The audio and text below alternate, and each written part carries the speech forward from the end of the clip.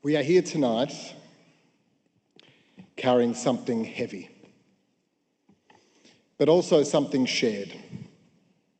Bondi was not just an act of terror. It was a rupture.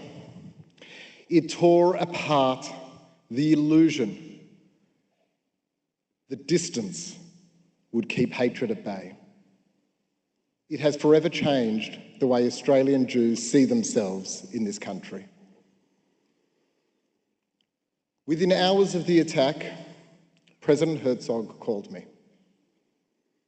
"Israel is with you," he said. "Just as you stood with us, we now stand with you." In Jewish tradition, there is a phrase in the Talmud, Kol Yisrael Aravim Zel Hazeh. All of Israel are responsible for one another. We are a single animated body, animated by a single soul. When limbs in Australia are riddled with bullets, the heart bleeds in Israel. Eyes weep in New York, and breath catches in London. We feel each other deeply, symbiotically, no matter what the distance is. And since the 7th of October, Israel has consumed our waking moments. We have cried and prayed, advocated and ruminated. Our gaze, fixed anxiously on Israel, has never strayed. I'll never forget the moment after Bondi, when families of Israeli hostages who had been held in Gaza reached out to us to give us strength. For 2 years, we stood with them, and suddenly they stood with us. It was vulnerable and deeply, deeply moving. But ultimately, it was a reminder that we are bound not by geography, but by peoplehood. Mr. President, your presence here tonight is Jewish peoplehood lived.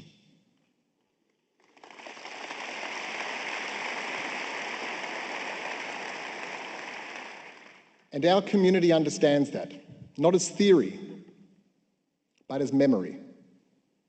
Many of our families have come from places where being Jewish meant living with fear. Europe, Russia, South Africa, the Middle East. We came to Australia and we built full lives. We flourished, we contributed. We believed that we could live openly as Jews without having to second-guess our safety. For decades, that sense of safety and security rested on two covenants. The first was the covenant of Israel, that a Jewish state exists as a sanctuary and a safeguard for the Jewish people. The other was the covenant of Australia, that our government would protect its Jewish citizens fully and without hesitation. A covenant that was strengthened by decades of bipartisan support and relationship between successive Israeli and Australian governments. In the past 2.5 years, both of those covenants have been tested. October the 7th shattered the illusion of Israel's invincibility.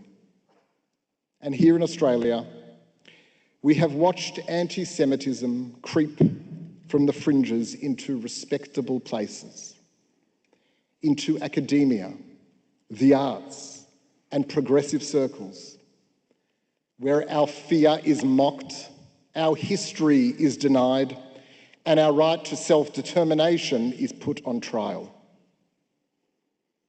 The truth is that in 2026, the respectable way to express anti-Semitism is through the demonisation of Israel. When Israel is smeared as uniquely evil, Zionist becomes a safe word for Jew. And that is why false accusations of genocide and apartheid are not legitimate critique. They are a verdict.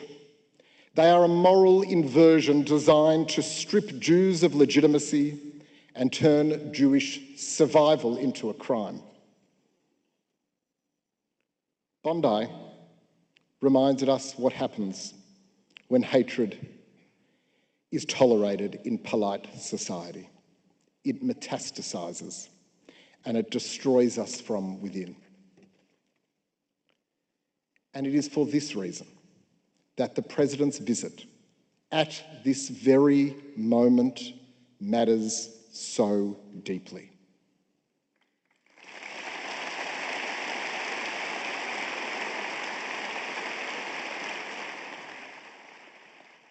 Not as ceremony, as clarity. The invitation to President Herzog for a state visit tells the purveyors of anti-Semitic hate that Australian Jews belong here.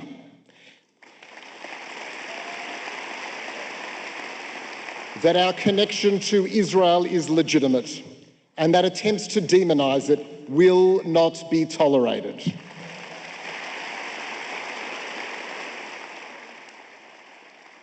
It was a choice, the right choice, and I commend the Australian government for making it.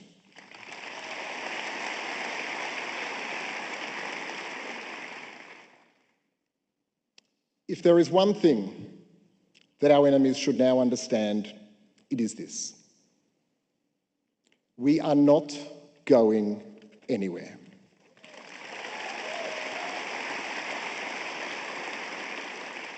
The State of Israel is not going anywhere. We will not be silenced. We will not retreat from our identity, from our values, or from our place in this country.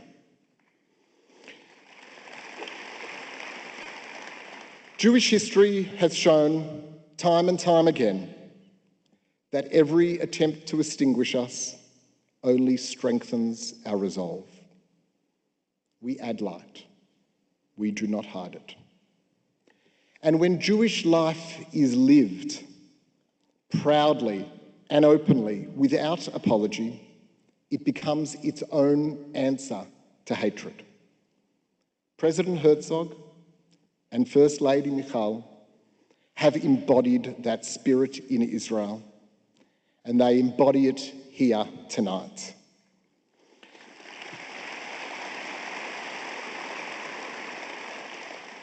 In Israel, they have been a source of strength and unity during one of the darkest periods in the nation's history. They have stood with hostage families, the wounded and the bereaved, and they have held the nation together when division threatened to tear it apart, carrying sorrow with strength and meeting pain with purpose. By coming here tonight, President Herzog extends that same strength to a community that has been shaken, but whose light will not be dimmed.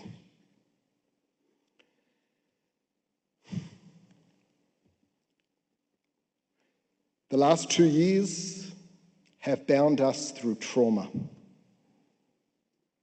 My hope is that the years ahead will bind us through strength and through pride, that we lift one another, not only in moments of loss, but in moments of confidence and renewal.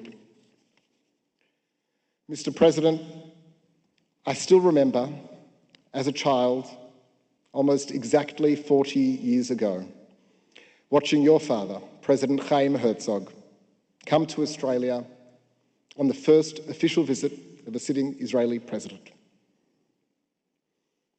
And even then, I understood what it meant. It told Australian Jews that while we belong in this beautiful sunburnt country, we also belong to something larger than ourselves. Tonight, You come in different circumstances, but for the same purpose, to stand with this community, and I thank you for it.